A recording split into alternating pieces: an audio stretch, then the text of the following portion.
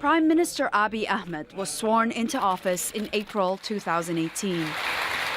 Since then, the 43-year-old former Army intelligence officer has launched a wide program of political and economic reforms, such as ending state monopolies and allowing private sector competition in industries such as telecoms, aviation, and power. His biggest success so far was the peace deal with neighboring Eritrea, ending a nearly 20-year military stalemate following their 2-year border war. In June last year, the Ethiopian government agreed to hand over control of the disputed border town of Badme to Eritrea. Until then, Ethiopia rejected the International Boundary Commission's ruling in favor of Eritrea. Ahmed's unpredictable style isn't popular with all Ethiopians. Most Ethiopians trust him. The only problem they have right now is they wanted the change to happen immediately. We have a lot of economic problems in this country. Although the economy is growing very fast, the amount of expenditure that's going into infrastructure has been at the expense of livelihoods.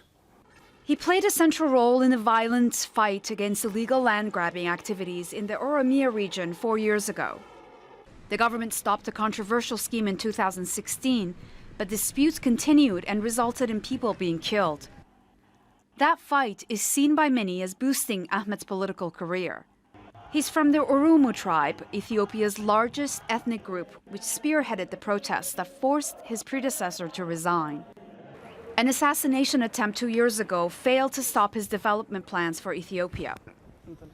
An activist, a military intelligence officer, a land grab opponent, an unpredictable politician, a peacemaker, and now Abiy Ahmed can add Nobel Peace Prize winner to his list of accomplishments. Dorsa Jabari, Al Jazeera.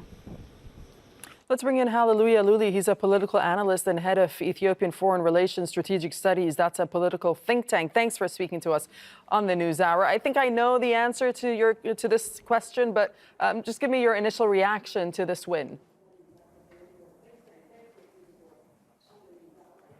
Well, it was somehow expected, but the reaction, I think, was overwhelming. People are not just taking this recognition as a recognition to Abiy Ahmed as a Prime Minister of Ethiopia, but people are, if you do a proper analysis of the streets of Addis, if you look at the Twitter and Facebook sphere, people are taking this as a recognition to what the country has achieved in the past year and a half, and the resilience of the Ethiopian state and its people in their ambition, in realizing their ambition for an inclusive and accountable state. You have a human rights organization, Amnesty International, saying that Prime Minister Ahmed's work is far from done, and this award should push and motivate him to tackle the outstanding human rights challenges that threaten to reverse the gains made so far. Do you think that these gains that have been made are under threat, and does Amnesty have a point?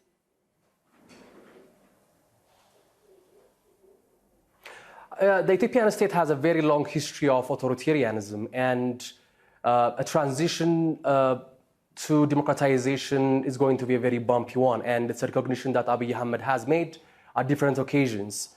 What has been done in the past year and a half, I believe, are laying a very solid foundation in building independent institutions, because what Abiy Ahmed said, for example, is, he released thousands of political prisoners, but the key is not just about releasing them, but building independent institutions and independent system that will prevent the possibility of any political prisoners in the future. So it is still a work in progress, but I believe what has achieved so far in the past year and a half has been very impressive. And this win, especially, coming at this specific moment, will serve as an impetus to continue this ambitious project of democratizing the Ethiopian state and liberalizing the political space. But Ethiopia still has a very real struggle with ethnic tensions, as well as millions of internally displaced people. How challenging is the year ahead going to be for Prime Minister Ahmed as he tackles those challenges? Well, it's a very difficult task. He's tasked with this very difficult assignment of being inclusive and being unifying at the same time. The more you're inclusive, the possibility of having contradicting voices within will rise. But one of his, I think, flagship, his ideology so far has been, can be summed up with one maxim. It's called Madamer. It can be roughly translated as synergy. So he's been preaching national reconciliation and cohesion among the different ethnic, linguistic, and religious groups in Ethiopia. And actually, he's made significant progress and achievement in narrowing the gap between the different interest groups in Ethiopia. Of course, we still have a long way to go in creating, in reaching a very strong and sustainable elite pact and political settlement. But I think his rhetoric has resonated with a lot of Ethiopians who want peace, reconciliation, unity, and prosperity in this country. Okay, hallelujah, Luli. Thank you very much for speaking to us from Addis Ababa.